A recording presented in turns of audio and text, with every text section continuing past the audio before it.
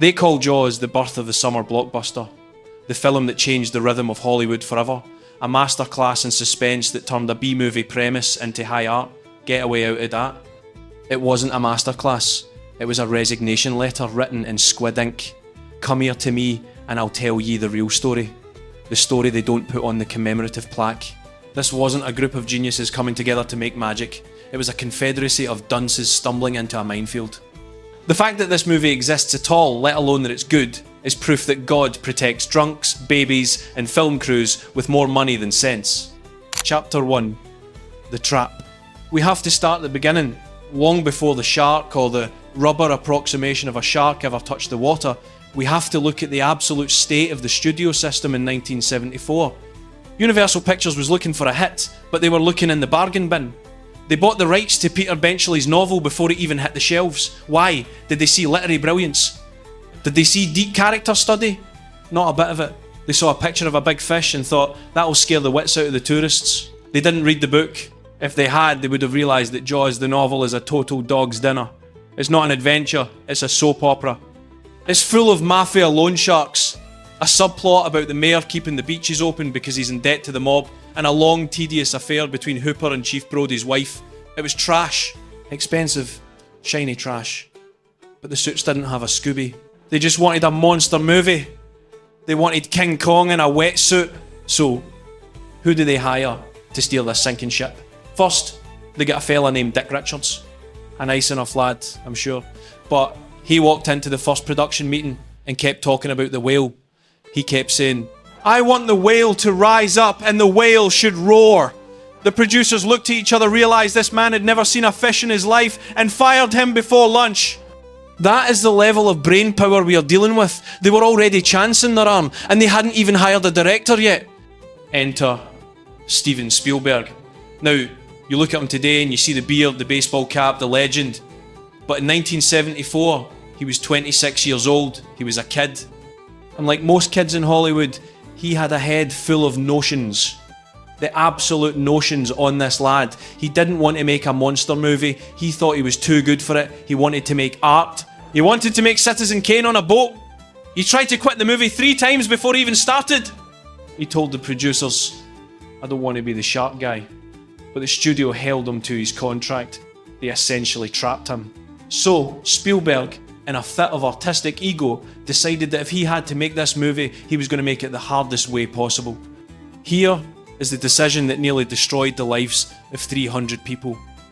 The decision that turned a bad idea into a living nightmare. Spielberg said, I am not shooting this in a tank. Every movie involving water in the history of cinema, The Old Man and the Sea, Moby Dick, they were shot in tanks. Big swimming pools with painted backdrops. Why? Because the ocean is a monster. It moves, it fights, it kills. Spielberg said, no, the audience will know. It looks fake. I want reality. Reality. That's a dangerous word in the movie business. The producers, Zanuck and Brown, should have slapped him. They should have said, Stephen, you're in Egypt, get in the tank. But they were jammy beggars themselves. They thought, hey, maybe the kid is right. Maybe it will be groundbreaking. It was groundbreaking, all right. It broke the ground, the budget, and the spirits of everyone involved. They decided to shoot in the open Atlantic Ocean, off the coast of Martha's Vineyard.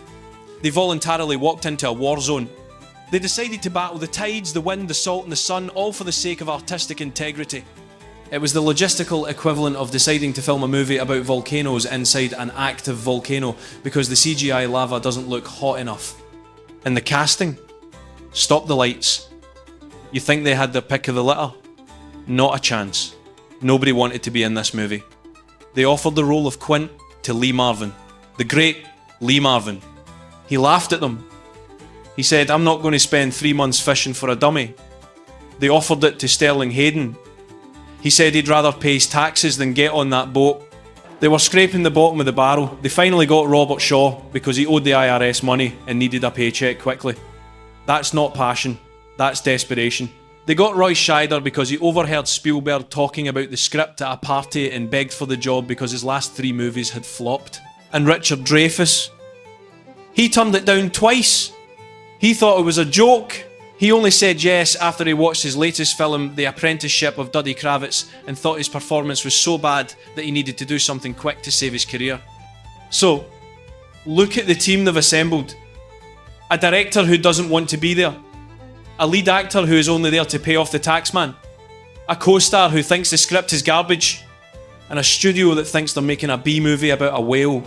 This isn't a recipe for success, it's a recipe for an absolute hems. The writing process was just as chaotic. They had a script that nobody liked. Spielberg tried to get it rewritten. He hired playwrights, sitcom writers, anyone with a pen. There's a story that the famous "you're going to need a bigger boat" line wasn't even in the script. It was an inside joke among the crew because the boat they rented, the Orca, was literally too small for the job. The support boat, the SS Garage, was a garbage scow that smelled like rotting fish. The crew would look at this tiny, rickety lobster boat they were supposed to film on and say, "You're going to need a bigger boat." It became the catchphrase for the entire production's incompetence. They were under-equipped, underprepared, and completely out of their depth. But the real tragedy, the thing that sets the stage for the madness to come, was the schedule. The studio looked at the script, scenes on beaches, scenes on boats, scenes in water, and said, 55 days, 5-5, 2 months, a nice brisk shoot. Start in May, finish in June, home for the 4th of July. It was a fantasy. It was a hallucination. They didn't account for the weather. They didn't account for seasickness. They didn't account for the fact that radios don't work well in the open water. They sent a crew of hundreds to an island that shuts down in the winter and gets overrun by tourists in the summer. They were invading a small community with an army of trucks and generators, promising to be in and out before the season started. And Spielberg? The poor Gombeen. He actually believed it. He thought he could tame the Atlantic Ocean. He had storyboards. He had shot lists. He had a vision of the camera dancing on the water, sitting right at the surface line, bobbing with the waves. He called it the God's Eye view. He didn't realise that to get that shot, you have to put a $500,000 camera into a waterproof box and submerge it in salt water. Well, the cameraman tries not to vomit all over the lens. He was walking into a buzzsaw with a smile on his face. The hubris is staggering. They dragged all the equipment, the lights, the craft services, the wardrobe, all of it onto barges. They created a floating city. A flotilla of arrogance. And they anchored it miles offshore. Do you know what happens when you need to use the bathroom and you are 3 miles offshore on a barge? You wait for the shuttle boat. Or you don't. Pure devilment. The logistics alone were enough to break a weaker man. But Spielberg was young. He had the energy of a man who didn't know he was about to be crushed. They started shooting the land scenes first. The town council scenes. The Amity Island stuff. And even that was a mess. The locals were already getting cranky. The extras were demanding more money. The daylight was shorter than they thought. But this was the honeymoon period. This was the calm before the storm. They were on dry land. The ground beneath their feet was solid. They could drink coffee without it spilling.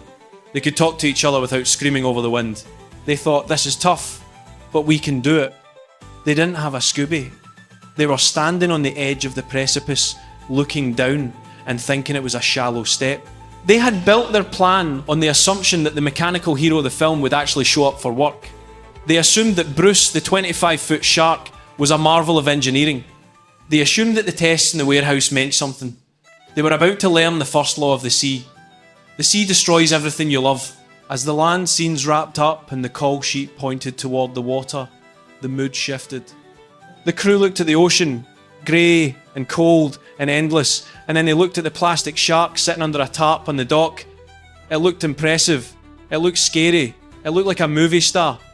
But under that rubber skin, there were wires, pneumatic hoses, and steel frames that had never tasted salt. The trap was set. The bait was taken. They were about to push off from the dock and sail straight into the history books, not as heroes, but as the survivors of the greatest maritime disaster since the Titanic. The studio execs back in California were popping champagne, thinking about the release date. Spielberg was lining up his shots, dreaming of Oscars.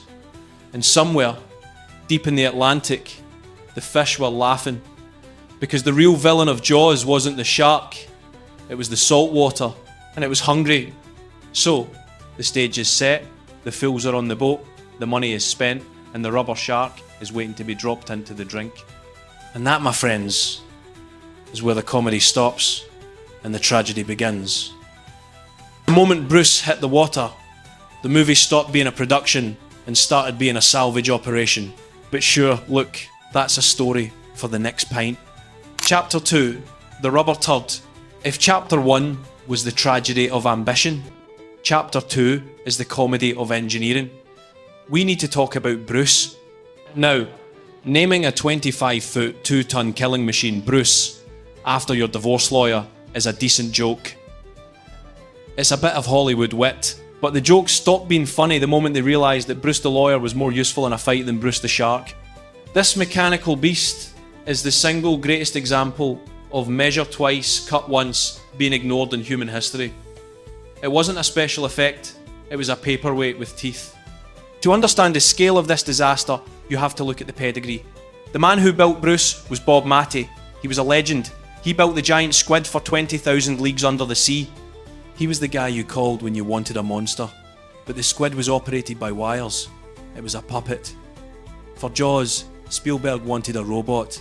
He wanted a self-contained hydraulic pneumatic marvel that could swim, bite, roll its eyes and thrash about like a teenager who's been told to clean his room. Matty said, "Sure, I can do that." And to his credit, in the controlled environment of a warehouse in the San Fernando Valley, Bruce was terrifying. He was a masterpiece of latex and steel. He moved like a predator. The studio execs saw the test footage and applauded. They thought they had lightning in a bottle. But here is the detail that will make you weep for the species. They tested him in fresh water. They put him in a tank of nice, clean, non-corrosive tap water. Nobody, not the engineers, not the producers, not the director, stopped to think about the difference between a swimming pool and the Atlantic Ocean. The Atlantic is salt water. Salt is an electrolyte. When you put copper wires and steel frames into salt water, you create a battery. It's called electrolysis. Basically, the ocean turns your expensive robot into a science fair experiment that dissolves itself. The moment they dragged Bruce out to Martha's Vineyard and dropped him into the sea, the ocean began to eat him alive. The first day of shark filming is legendary. It should be taught in schools as a warning against optimism. They towed Bruce out to the location on a barge. The crew was excited. Finally, they thought, we can stop filming people talking and start filming the monster. They lowered them into the water. The crane creaked. The cables groaned. Bruce hit the surface, splashed magnificently, and then he kept going. He sank, straight to the bottom. He didn't swim. He didn't float. He dove like a submarine with the hatch open. Can you imagine the silence on that boat? 300 people watching their lead actor drowning. The divers had to gear up, jump in and attach chains to the shark to drag him back up from the murky depths. It took hours, and when they finally hauled him out, he looked like a drowned rat. The water had gotten into the pneumatic hoses. The skin, which was made of a special polyurethane, had absorbed the water and bloated. He didn't look like a great white. He looked like the Michelin man after a heavy night out. His jowls were puffy, his eyes were fogged up, he looked confused. And that was just the first day. From that point on, Bruce decided to become the most difficult actor in Hollywood. He made Marlon Brando look like a professional. Every time they tried to use him, a new part of his anatomy failed. One day, the hydraulic fluid lines burst. Now, hydraulic fluid is usually red, so the shark would be swimming along, menacing and scary, and suddenly he'd start bleeding from the ears. It looked like he was having an aneurysm. The water around him would turn pink, ruining the shot. They'd have to cut, drag him out, drain the fluid, scrub the skin, and start again. Another day, the internal mechanisms that controlled the jaw seized up. Spielberg yelled, "Action! Bite him!" And Bruce just opened his mouth and locked it there. He looked like he was screaming in existential agony. Or yawning. It wasn't scary, it was hilarious. The crew was giggling. Spielberg was tearing his hair out. They had to get guys with 2x4s to pry the shark's mouth shut. They were literally beating the star of the movie with sticks to get him to perform. Then there were the eyes. Bruce had crossed eyes. The servos that controlled the left eye and the right eye weren't synced properly. So you'd have this dramatic close-up, the music is building, the shark lunges, and he looks like he's trying to see the end of his own nose. He looked deranged, yes, but not in a killer way. More in a Hasn't slept in a week and forgot his glasses away. They eventually just stopped trying to move the eyes. They taped them in place. Dead eyes. Quint calls them in the movie like a doll's eyes. That wasn't poetry. That was a description of the prop because they couldn't get the damn things to blink. The maintenance on this beast was a full-time job for 30 men. They called it the Shark Watch. Every night they had to haul him out of the water, scrub off the salt, dry him out, repaint his skin because the sun was bleaching it white, and grease every single moving part. He was a diva. He required more makeup time than the Kardashians combined. And the next morning, he'd break again. A valve would stick, a hose would snap, a cable would shear. The crew, being the cynical bunch of Irish, Italian and New York technicians that they were, stopped calling him Bruce. They started calling him the Great White Turd. They called the movie Flaws. They had a pool going on which part the shark would break next.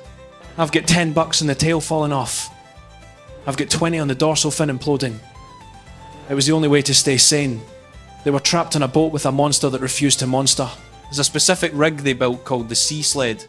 It was a massive underwater platform designed to tow the shark. It weighed 12 tons.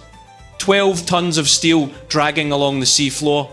Do you know what happens when you drag 12 tons of steel across the ocean floor? You catch things. They caught lobster pots. They caught rocks. They caught their own anchor lines. One day, the sled got tangled in a forest of kelp. The shark was stuck. They sent a diver down to cut him loose. The diver came up and said, "The shark is currently being eaten by crabs." Real crabs were crawling all over the fake shark, pinching the rubber skin. Nature was mocking them. Spielberg was in a state of constant panic. He had storyboards showing the shark leaping out of the water, crashing onto the boat, eating people whole. He couldn't do any of it. Bruce couldn't leap. Bruce could barely float. If they tried to make him move too fast, the water resistance would rip the skin off his frame. So, Spielberg had to throw out the script. He had to throw out the storyboards. He had to sit in his cabin, rocking back and forth, asking himself, how do I make a monster movie without a monster? This is where the yellow barrels came from. The barrels weren't a brilliant artistic choice to represent the unstoppable force of nature. They were a desperate attempt to give the audience something to look at because the shark was in the shop for repairs. Shoot the barrels! Spielberg would scream, "The shark is broken again! Just shoot the barrels popping up!" It was genius by accident. It was minimalism born of incompetence. But the funniest part of the shark saga involves George Lucas, the creator of Star Wars. He visited the set one day to see his pal Steven. He wanted to see the shark. Spielberg, proud as a peacock despite the failures, took him to the workshop. "Watch this," Spielberg said. He grabbed the controls and made the shark's mouth close. Chomp. It worked! He opened it. Chomp. It worked again! Lucas, being a playful lad, stuck his head inside the shark's mouth. "Take a picture," he said. Spielberg hit the button to close the jaw gently, and the shark broke. The jaws clamped shut on George Lucas's head, and they wouldn't open. The mechanism jammed. The future creator of Darth Vader was currently being eaten by a broken prop in a shed in Martha's Vineyard. Spielberg and the mechanics were frantically pulling at the jaw, hitting it, trying to pry it open. Lucas was stuck there for 5 minutes. Can you imagine? If they hadn't got him out, Star Wars might never have happened. We might not have Jedi Knights because George Lucas was decapitated by a dysfunctional rubber fish. When they finally got him free, Lucas looked at the shark, looked at Spielberg, and said, "I don't think this is going to work, Steven." The studio wanted to cut their losses. They saw the reports. Shark sank. Shark exploded. Shark peeling. They wanted to switch to a stock footage movie. Just use clips of real sharks from documentaries. Spielberg refused. He knew that would look like all guff. He stuck to his guns. He stuck to his broken shark. So, as chapter 2 closes, we have a production in crisis. The monster is a dud. The budget is blown. The schedule is a fantasy. The ocean is winning. Spielberg has no shark. What does he have left? He has 3 actors sitting on a boat, drinking heavily and staring at each other. He has to rely on the human element. And if he thought the shark was volatile, he hadn't seen anything yet. Because Robert Shaw has just cracked his first bottle of whiskey for the day, and he's looking at Richard Dreyfuss like a lion looks at a gazelle. The rubber turd is broken, so now the real blood sport begins. Right, let's move to the orca. Mind your step, the floor is wet with gin. Chapter 3, The War of the Actors. If the shark was a mechanical disaster of Jaws, the cast was a chemical spill. We've talked about the broken robot, but now we have to talk about the broken men. Specifically, the 3 men trapped on a boat the size of a postage stamp for 12 hours a day, waiting for a fish that never called. You see, when the special effects fail, a director has to pivot. He has to focus on the characters. He has to rely on the human drama. And in this case, the drama wasn't in the script. It was a live-fire exercise between 2 actors who would have happily drowned each other if the cameras weren't rolling. Let's look at the combatants. In the blue corner, you have Richard Dreyfuss, 26 years old, the new face of Hollywood. Neurotic, energetic, fast-talking, and buzzing with the kind of anxiety that could power a small city. He was the puppy. He was desperate for approval, full of theories about acting, and convinced he was the smartest man in the room. In the red corner, and I mean red, usually from whiskey and sunburn, you have Robert Shaw. 51 years old, a giant of the British stage, a novelist, a playwright, a man who was nominated for an Oscar for A Man for All Seasons. Shaw was the bear. He was old school. He believed acting was a job you did between drinks. He was a man fleeing the British taxman. He literally took the job because the IRS was chasing him across the Atlantic. And he carried himself with the dangerous gravitas of a man who has seen too much and cares too little. From the moment they met, Shaw looked at Dreyfuss and decided, I am going to eat this guy alive. It wasn't just a personality clash, it was sport. Shaw was bored. He was stuck on Martha's Vineyard. He was sober during the day mostly, and the shark was broken. So, he found a new hobby. Tormenting Richard Dreyfuss. He treated the poor lad like a chew toy. He would prod him, poke him, mock his mannerisms, and challenge his manhood in front of the entire crew. Acting de maggot is too soft a phrase for it. This was psychological warfare. Shaw would say things like, you know, Richard, you have a very annoying face. Has anyone ever told you that? It makes me want to punch it. And Dreyfuss, bless him, would crumble. He tried to laugh it off, but you could see the terror in his eyes. The alcohol was the fuel for this fire. Robert Shaw didn't just like a drink, he was a professional consumer of spirits. There's a legend that he had a custom-made belt with little pouches for miniature vodka bottles so he could stay topped up during takes without leaving the set. Pure devilment. But it meant his mood was as volatile as the Atlantic. One minute he was reciting poetry and crying about the beauty of the sea. The next he was offering to throw Dreyfuss overboard. There's a famous incident involving the mast of the Orca. The crew's sitting around, bored out their trees, waiting for the shark to be repaired. Shaw is drinking. Dreyfuss is fidgeting. Shaw looks up at the mast, which is swaying violently in the swell, and says, Richard, I'll give you $100 to climb to the top of that mast and jump into the water. Now, the water is freezing, the currents are strong, and sharks, real ones, are actually in the area. Dreyfuss, trying to be one of the lads, says, I'll do it. He starts climbing. He gets to the top, looking down at the deck, terrified. Shaw looks up, takes a swig of his drink, and shouts, I'll give you $1,000 if you don't. He bought the man's cowardice just to prove he could. He humiliated him with cash. That's a level of villainy you can't write. But the real friction came from the acting styles. Dreyfuss was New York. He wanted to discuss motivation. He wanted to talk about the subtext. Shaw just wanted to say the line and go to the pub. One afternoon, Dreyfuss was complaining about the script, whining that his character wasn't deep enough. Shaw listened for about 10 minutes, then calmly walked over, took Dreyfuss's glass of expensive bourbon, threw it into the ocean, and said, Stop boring us. Richard, Dreyfuss went nuclear. He threw a fit. He screamed. He threw his own glasses into the ocean in a tantrum. Spielberg had to step in like a weary parent separating 2 toddlers. Boys, please, we're losing the light. And in the middle of this war zone sat Roy Scheider, the Switzerland of the set. Scheider was a cool customer. He saw what was happening. Shaw the bully Dreyfus the victim, and he decided the best course of action was to read the newspaper and sunbathe. You see him in the background of the behind-the-scenes photos, wearing those big sunglasses, looking completely unbothered while chaos reigns around him. He was the anchor. If Scheider had lost his head, the movie would have collapsed. He would listen to Dreyfus cry in his trailer, then he'd go have a drink with Shaw in the hotel bar. He played both sides to keep the peace. A true diplomat in a war of egos. But here is the twist. Here is why I have to give a nod of respect to the madness. This toxic, abusive, alcohol-fueled hatred, it saved the movie.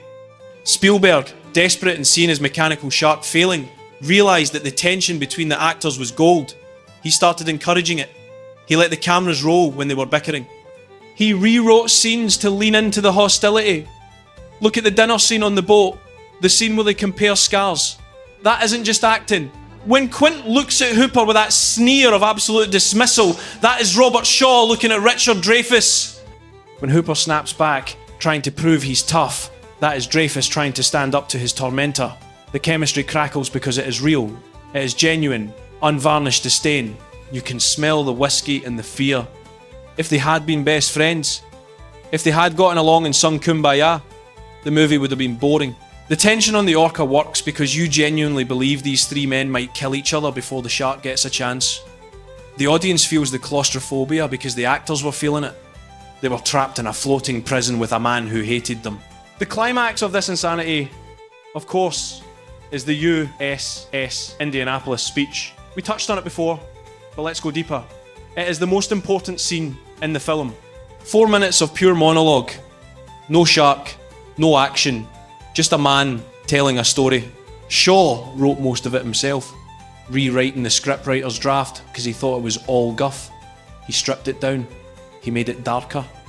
And he decided, in his infinite wisdom, that since Quint is drinking in the scene, Robert Shaw should be drinking in real life. The first attempt was a catastrophe, an absolute hames.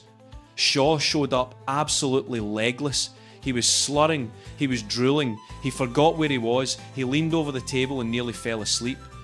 Spielberg, the 26-year-old kid, was too scared to tell the 51-year-old legend to stop. They burned thousands of dollars of film on a drunk man mumbling about sharks. It was embarrassing. It was tragic. It was the behaviour of a man who was acting the maggot to a dangerous degree.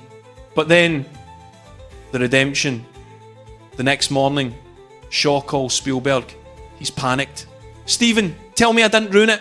He shows up to the set. His eyes are clear. His hands are shaking slightly, the withdrawal kicking in, but he is focused. He sits down, the cameras roll, and he delivers the greatest monologue in cinema history in one take. Japanese submarine slammed 2 torpedoes into our side, Chief. He channeled the shame of the previous night, the hangover, the darkness, into the performance. He caught lightning in a bottle, but he had to break the bottle over his own head to do it. That is the paradox of Jaws. The things that should have killed it, the drinking, the fighting, the ego made it stronger. Robert Shaw's bullying toughened up Dreyfuss's performance. It gave the film a gritty, nasty edge that a Disney movie would never have. It wasn't professional, it wasn't safe, it was a hostile work environment that would get everyone sued today. But back then, it was just filmmaking. So, as we close the book on the cast, we have to admit, they were a mess. A dysfunctional family of alcoholics and neurotics trapped on a sinking boat. But they were our mess. They created a trio of characters so distinct, so real, that you forget you're watching a movie about a rubber fish. But while the actors were waging their civil war on the water, another war was brewing on land. The production had overstayed its welcome.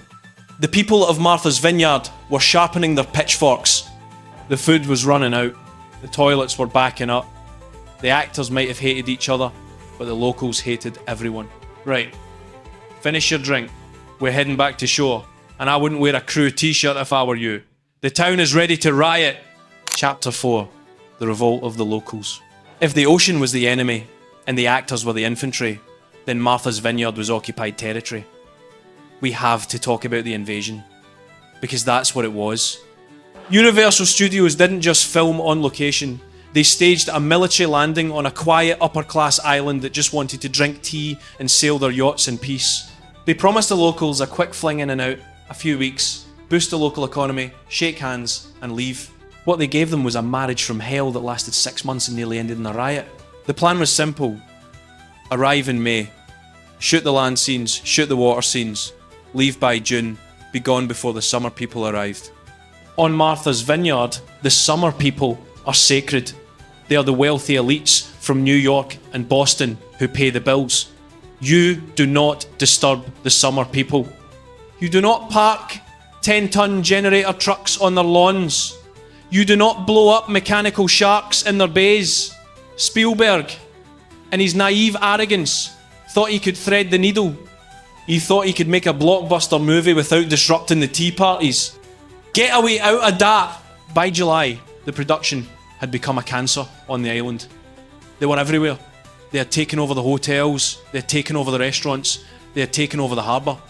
The quiet, idyllic streets of Edgartown were clogged with cables, lights, grip trucks, and hundreds of shouting crew members with thick New York accents. The locals, who had initially welcomed the Hollywood circus with open arms and open wallets, started to realise that the circus wasn't leaving. They were trapped. The Summer of Jaws wasn't a catchphrase, it was a sentence. The transformation of the island was the first insult. To create Amity Island, the production team had to downclass Martha's Vineyard. They had to make it look like a working class fishing village. This meant painting perfectly manicured fences to look peeled and rotten. It meant putting up fake billboards for cheap diners. It meant dumping truckloads of sand onto pristine parking lots to make them look like dunes. Imagine telling a millionaire that you need to make his summer estate look like a shantytown for the sake of art. The absolute notions. One local woman came out of her house screaming because the art department was busy nailing fake shingles over her real antique siding. They were vandalising the town and calling it set dressing. Then came the greed. Ah, the beautiful, naked greed. Once the locals realised the production was stuck, that Spielberg couldn't leave because he was already millions over budget, they started turning the screws. The price of everything skyrocketed. A hotel room that was $50 a night suddenly became $200. A rental car? $500. A ham sandwich? That'll be your firstborn child, thanks very much. The islanders saw the desperation in the producer's eyes and decided to milk the Hollywood cow until it was dry. They were chancing their arm every single day. If the production needed a boat, the price was triple what it was yesterday. Supply and demand, they said. Or, as we call it in the trade, extortion. But the real trouble started when the summer people actually arrived. These weren't locals. These were the rich vacationers. They didn't care about the movie. They wanted their beach. And there was Spielberg with his cameras and his armed guards blocking off the best sand on the island. The friction was incredible. There were shouting matches. There were threats of lawsuits. The town selectmen, the local government, were holding emergency meetings every other night to discuss kicking the production off the island. They passed new bylaws specifically targeting the movie. No filming after 5 PM, no filming on Sundays, no loud noises. They were trying to legislate the movie out of existence. And then, the sabotage. You see, not everyone was happy with the cash. The fishermen, the real salts of the earth, they hated the disruption. There are stories whispered over pints, never confirmed in court, of sabotage. Anchor lines for the production barges being mysteriously cut in the middle of the night. Tyres on grip trucks being slashed. Equipment going missing. It was a guerrilla war. The locals knew the waters. The Hollywood crew didn't. If a boat engine died mysteriously or a prop drifted away, who's to say it wasn't a bit of local justice? Pure devilment. The crew had to hire security just to watch the boats at night, not to protect them from fans, but to protect them from the angry residents of the town they were supposedly making famous. But the misery wasn't limited to the land. The logistical nightmare of supporting the shoot at sea was a comedy of errors. To feed and water a crew of hundreds miles offshore requires a fleet. They had the SS Garage, a massive flat-bottomed barge that served as the canteen, the bathroom, and the hospital. It was a floating purgatory. The food was cold by the time it got there. The coffee was sludge. And the smell? Diesel fumes mixed with frying bacon and sea spray. Seasickness was the great equaliser. It didn't matter if you were a producer making 10 grand a week or a grip making minimum wage. When the Atlantic swell hit, everyone puked the same colour. The SS Garage became a vomitorium. And because they were miles out, you couldn't just go home. If you were sick, you sat in the corner, green in the face, and waited for the 12-hour day to end. There was no escape. They were prisoners on a floating prison camp. And let's not forget the extras. The famous scene on the beach, the panic scene where everyone runs out of the water. They hired locals for that. Hundreds of them. Paid them $64 a day. A fortune in 1974. But the locals were smart. They formed a union. A spontaneous, we have you by the balls union.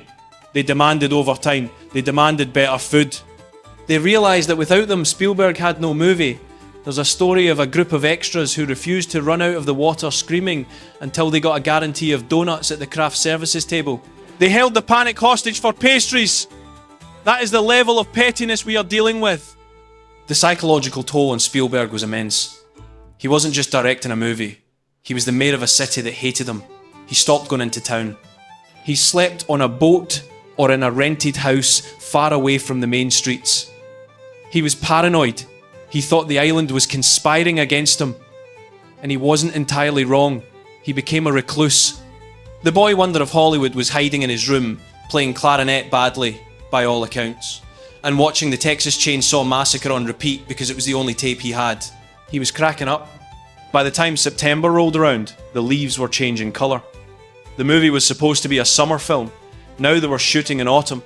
The water was freezing. The actors were turning blue. They had to put makeup on the kids to hide the fact that their lips were purple from hypothermia. The trees in the background were turning orange and brown. So the poor crew of the Greens department had to run around spray painting the leaves green to make it look like July. Stop the lights. Imagine that job. Painting a forest green, leaf by leaf, while the wind blows the paint back in your face. It was an absolute hames. A war against the seasons themselves. And yet, despite the hostility, despite the extortion, despite the painted leaves and the slashed tyres, the island gave them one gift. It gave them the look. The grey, overcast, slightly menacing look of a New England summer that's about to turn nasty. The amity in the movie feels real because it is real. It feels lived in because the people living there were actually there, glaring at the camera, wishing the director would fall into a hole. The hostility you feel in the town hall scenes, that's not acting. That's the real town selectmen telling the real actors to get the hell out of their town. So, Chapter 4 ends with the production beleaguered on all sides. The ocean wants to drown them. The shark wants to bankrupt them. The actors want to kill each other. And now, the very island they stand on wants to evict them. They are surrounded. There is no retreat. The only way out is through. They have to finish the movie, or they will be stoned to death by angry locals swinging lobster traps. But just when they thought it couldn't get any worse, just when they thought they had hit rock bottom, the orca decided to teach them the true meaning of fear. It wasn't enough for the boat to be small. It wasn't enough for it to be smelly. It decided it was time to join the shark at the bottom of the sea. Right, put on your life jacket. We're going down. Chapter 5, The Ocean's Revenge. If you thought the shark was the villain of this piece, you haven't been paying attention. The shark was just a prop. The villain, the true antagonist that woke up every morning and chose violence, was the Atlantic Ocean. And in Chapter 5, the ocean decided to stop playing games and go for the kill. We have to talk about the boat. The Orca. In the movie, it's a rugged vessel manned by a rugged captain. In reality, it was a floating death trap held together by rust and optimism. And for the grand finale, it decided to give the performance of a lifetime by actually sinking with the cast and crew on board. You have to understand the setup. For the final act of the movie, the script calls for the shark to tear the boat apart. The orca is supposed to take on water and slowly sink, creating that unbearable tension. To achieve this, the special effects team, who by this point were likely functioning on caffeine and prayer, rigged the boat with breakaway planks and water jets. They essentially turned a seaworthy vessel into a colander. They drilled holes in the hull to let water in on cue. Genius, right? Well, it's genius until you realise that once you let the Atlantic Ocean into a boat, it doesn't like to leave. The day of the incident is legendary. It was the kind of chaos that gets people sued, fired, or arrested in the modern world. They were filming the scene where the shark is dismantling the transom. The motors were running. The water was choppy. Spielberg called action. The special effects team triggered the hull breach. The wood splintered. The water rushed in. It looked fantastic. It looked terrifying. Then someone yelled, "Cut!" But the water didn't stop. The pumps that were supposed to bail the water out failed. Or maybe they just couldn't keep up with the Atlantic. The Orca began to list. Heavily, the stern dipped below the waterline. This wasn't acting. This wasn't movie magic. The boat was going down. And who was on board? The 3 stars: Shaw, Scheider, Dreyfus, and the camera crew. Panic is a funny thing on a film set. Usually when something goes wrong, people yell safety, and a bell rings and everyone stops. Not on Jaws. On Jaws, the instinct was pure, unadulterated madness. As the water rose up to their waists, the actors started scrambling for the bow. But the crew didn't scramble for life jackets. They scrambled for the equipment. The sound man John Carter is the patron saint of misplaced priorities. As the ocean swirled around his knees then his waist, he didn't swim for safety. He lifted his Niagara recording deck, a piece of equipment worth thousands of dollars, high over his head. He waded through the sinking ship, water lapping at his chest, screaming at the top of his lungs. Was he screaming, "Help me"? Was he screaming, "I can't swim"? No, he was screaming, "Save the audio! Save the audio!" He was willing to go down with the ship as long as the tape stayed dry. That is a level of professional dedication that borders on a psychiatric disorder. Spielberg was on the support boat, the SS Garage, watching through a viewfinder. He saw the boat tip.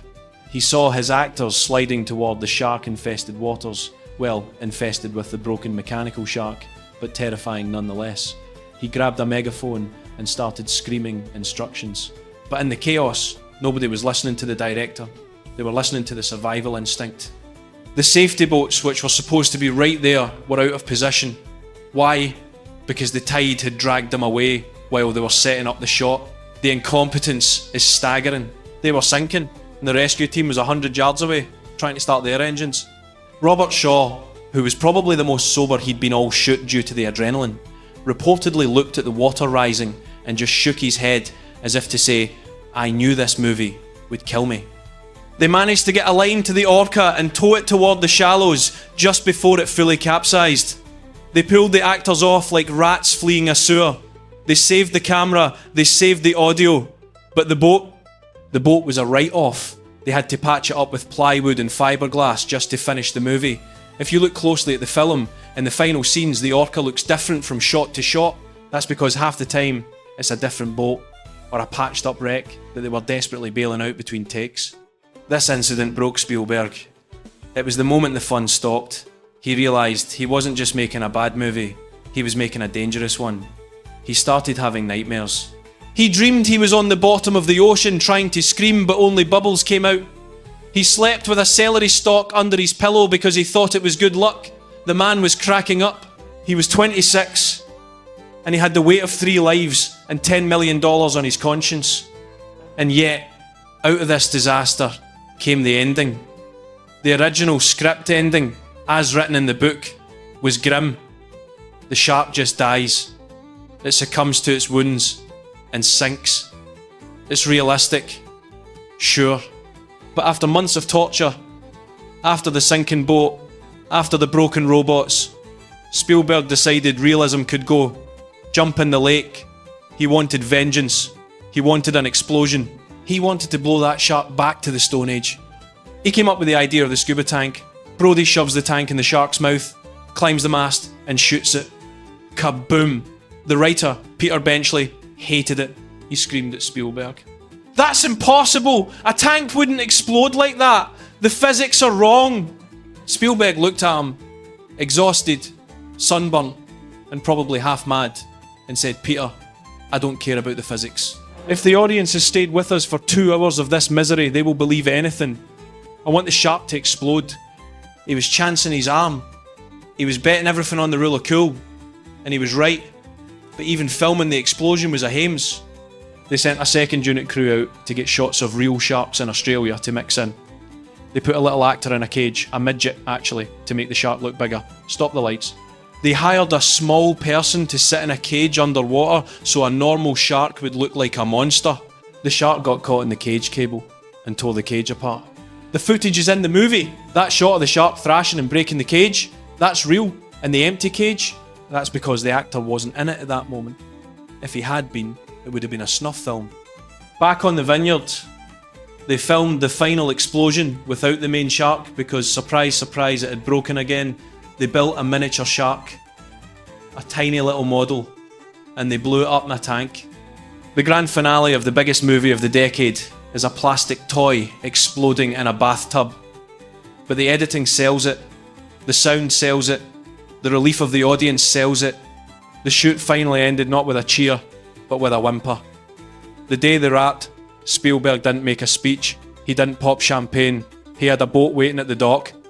As soon as the final cut was called, he sprinted to the boat, jumped in, and sped away. He was terrified the crew was going to throw him in the water. He wore the same clothes for 2 days because he just wanted to get to the airport. He fled the scene of the crime like a bank robber. So, the boat sank, the shark exploded, and the director ran away. Sounds like the end of a tragedy. But somehow, in the editing room, they were about to perform surgery on a corpse and bring it back to life. But before we get to the miracle of the edit, we have to talk about the suits. The men in the black towers who are watching this money burn and getting ready to fire everyone involved. Chapter 6 is where the checkbook comes out and the screaming begins. Right, dry yourself off, we're heading to Hollywood. Chapter 6, the studio panic. While the crew was drowning in the Atlantic and the actors were trying to pickle their livers in vodka, a different kind of horror story was unfolding 3,000 miles away in the air-conditioned boardrooms of Universal Studios. We have to talk about the suits, the money men, the lads who look at a spreadsheet and think it's a script. If the ocean was trying to kill the production physically, the studio was trying to kill it professionally. This is the story of how a few terrified executives nearly strangled the biggest hit in history in its crib because they were too cheap to pay for the nappies. You have to understand the context of 1974. Hollywood was in a weird place. The old studio system was dying. The new Hollywood, the Scorseses, the Coppolas were taking over with their gritty artistic films. Universal didn't want art. They wanted a summer cash grab. They greenlit Jaws with a budget of $3.5 million. A respectable sum for a creature feature. They expected a nice tidy profit. But then the bills started coming in. $3.5 million became 4. Then 5. Then 7. Stop the lights. In today's money that doesn't sound like much, but back then, it was catastrophic.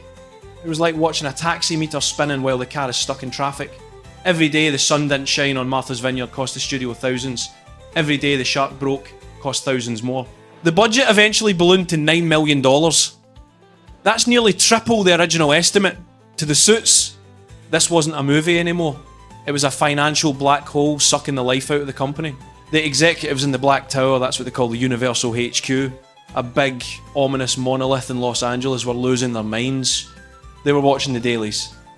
For those of you who don't know, dailies are the raw footage sent back from the set every day.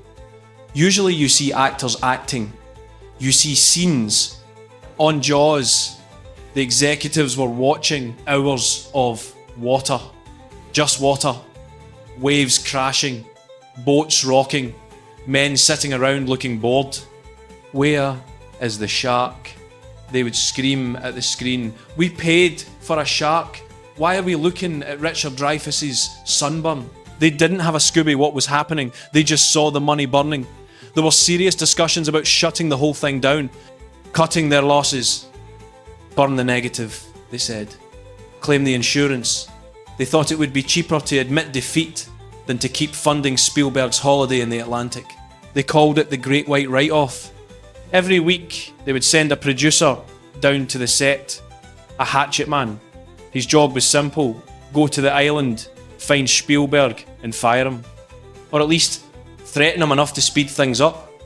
These poor suits would arrive on the ferry, wearing their Italian loafers and expensive suits, and step into a war zone. They'd see the chaos.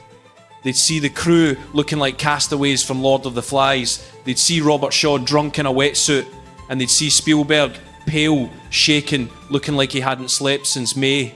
Spielberg knew they were coming. He had a sixth sense for it. He lived in constant fear of the pink slip. He spent his lunch breaks hiding in the bathroom so he wouldn't have to answer the phone. He knew that if he got fired, his career was over. He'd be the guy who sank Universal. He'd be directing dog food commercials for the rest of his life. So why didn't they fire him? Why did they let the madness continue? It wasn't because they believed in his artistic vision. Get away out of that. It was the gambler's fallacy.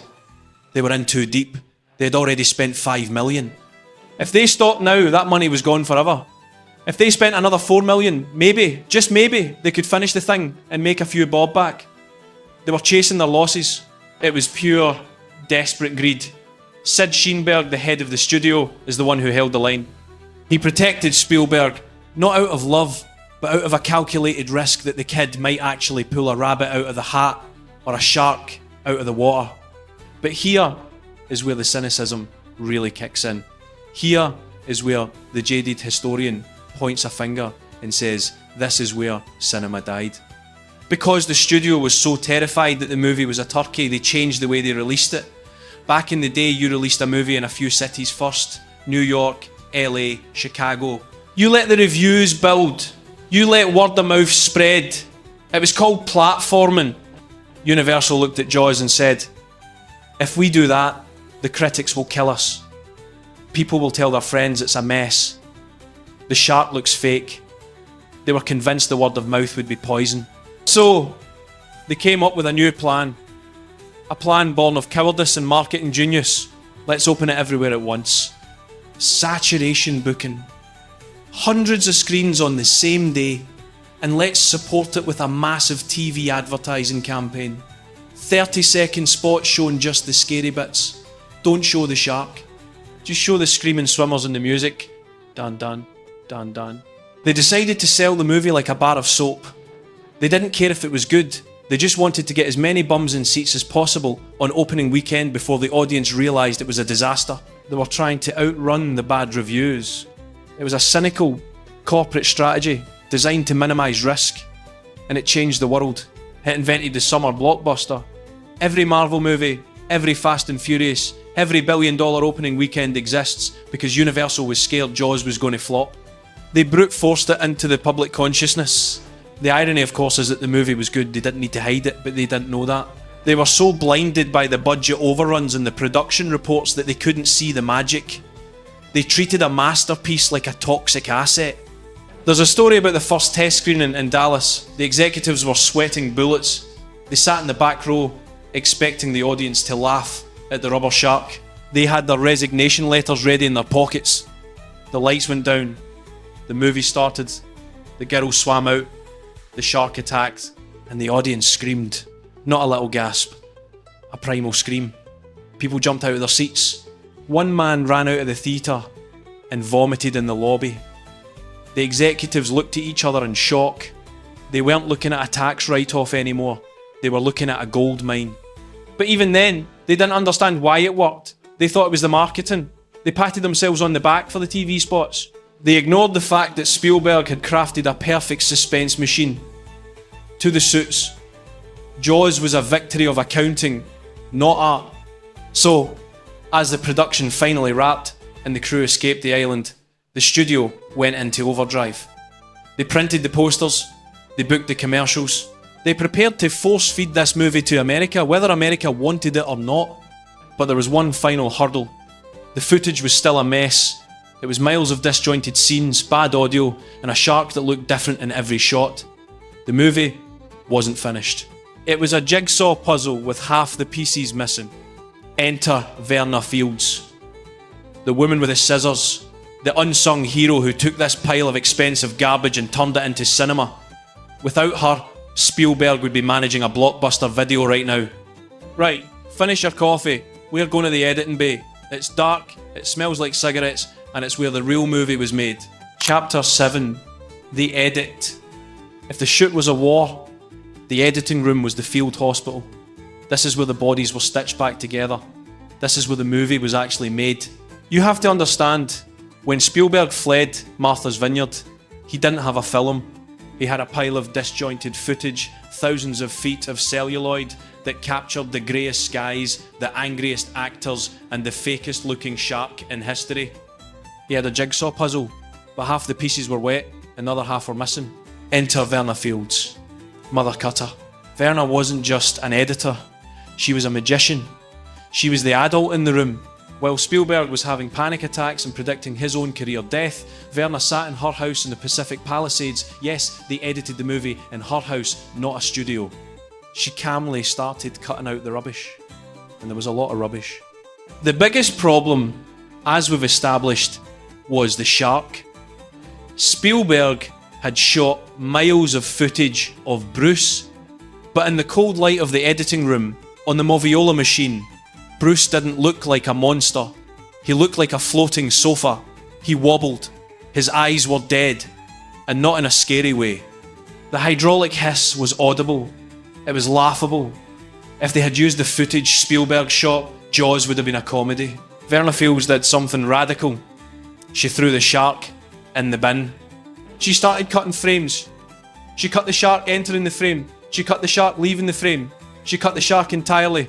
She applied the philosophy of less is more, not because it was an artistic choice, but because it was a necessity. She realised that the shark was only scary when you couldn't see it.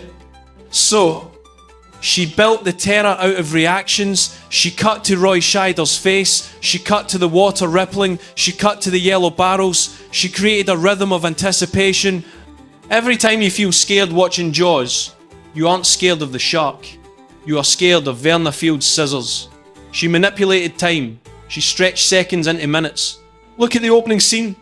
The girl swimming. The attacks. You see nothing. You see splashing. You see a fin. You see the girl being dragged. That scene works because Verna cut it to the beat of a panic attack. If she had shown the shark dragging her, you would have seen the tracks on the sea floor. You would have seen the wires. The spell would have broken. And it wasn't just the shark. The continuity was an absolute hames. Remember, they shot on the ocean for 6 months. The weather changed every 10 minutes. In one scene, the sky is blue. In the next shot, it's grey. In the next, it's overcast. It looked like a patchwork quilt. Verna had to match shots that didn't match. She had to use sound bridges, seagulls, waves, overlapping dialogue to trick the audience's eye into ignoring the fact that the sun was jumping around the sky like a ping pong ball. But the edit had one final secret weapon. A weapon that Spielberg initially hated. John Williams. The composer showed up to show Spielberg the main theme. He sat down at the piano. He played 2 notes. Done. Done. He stopped. He played them again. Done. Done. Spielberg looked at him. He laughed. He thought it was a joke. He said, "That's it, that's the theme." Sounds like a nursery rhyme. He was expecting a big, sweeping, heroic score. He got 2 notes played on a tuba. But Williams insisted. He said, "Try it with the footage." They laid the track over the scene where the shark attacks, and suddenly, the rubber shark didn't look so rubber. The 2 notes became the heartbeat of the beast. It was primal. It tapped into something in the lizard brain. Dun, dun, dun, dun, dun, dun, dun, dun, dun. It accelerated. It slowed down.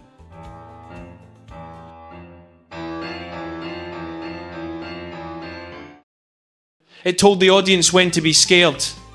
Without that music, the movie fails. Period. The music did the heavy lifting that the special effects couldn't do. It was a bandage over the gaping wound of the production's incompetence.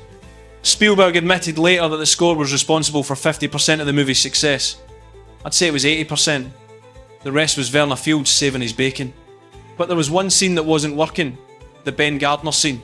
This is the moment where Hooper dives underwater and finds the fisherman's severed head in the hole of the boat. In the original cut, nothing happened. It was slow. It was boring. Spielberg showed it to a test audience. Nobody screamed. Now, a normal director might say, "Okay, it's a quiet moment." Spielberg said, "No, I want a scream. I need a jump scare." But the production was over. They had no money. They had no ocean. So, what did he do? He grabbed a camera, grabbed a fake head, and went to Verna Fields' swimming pool. That's right, one of the scariest moments in cinema history was filmed in a backyard pool in Encino. They poured gallons of milk into the water to make it look murky and ocean-like. They put a tarp over the top to block the sun. They threw the fake head into the hole, filmed it popping out, and spliced it into the movie. It was cheap, it was nasty, it was a carnival trick, and it worked. In the next screening, when that head popped out, the audience went through the roof. It was the moment Spielberg realised he had them. He wasn't making high art. He was building a roller coaster. He was shocking them into submission. Verna Fields won the Oscar for Best Editing that year. She deserved it. She took a disaster and carved a statue out of it.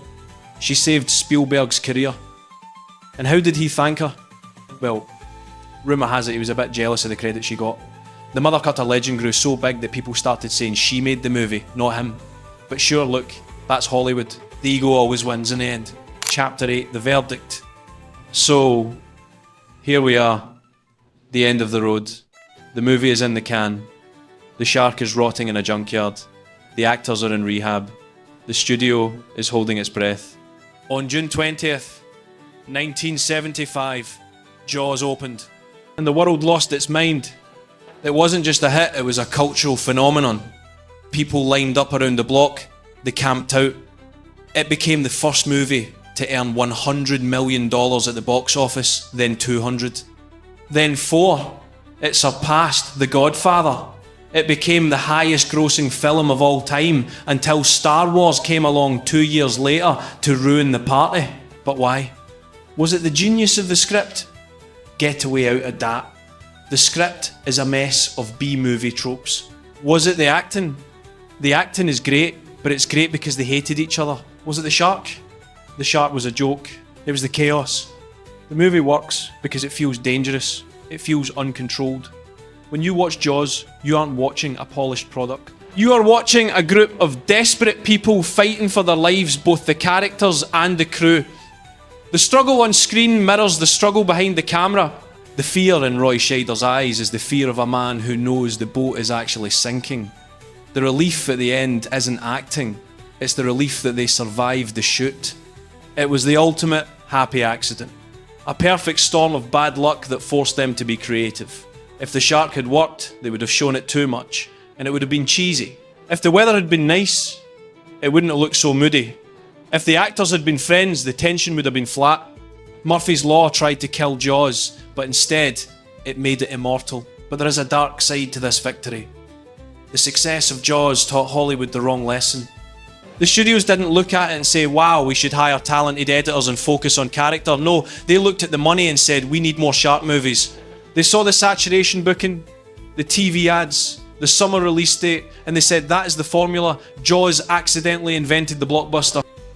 It killed the new Hollywood of the quiet, character-driven dramas and replaced them with loud, expensive spectacles. It paved the way for the franchise era, for the endless sequels, for the merchandise. Jaws isn't just a movie, it's the patient zero of the modern Hollywood corporate machine. And Spielberg, he became the king, the boy wonder. But he never forgot the fear. He spent the rest of his career being the most prepared director in the world. He storyboarded everything. He never went over schedule again. He learned his lesson. He realised that he had used up a lifetime's worth of luck in one summer. So, when you sit down to watch Jaws again, don't look at the shark. Look at the water. Look at the horizon bouncing up and down. Look at the terror in the eyes of the crew reflected in the sunglasses of the cast. And remember that you are looking at a miracle. You are looking at a disaster that somehow, against all odds, failed upwards into greatness. It wasn't genius. It was survival. It was a bunch of jammy beggars who fell into a bucket of slurry and came out smelling of roses. They chanced their arm, they broke every rule, and they got away with it. So now you know how close they came to losing it all. It wasn't a master plan. It was a salvage operation that made millions. Right, I'm off. Slán chat.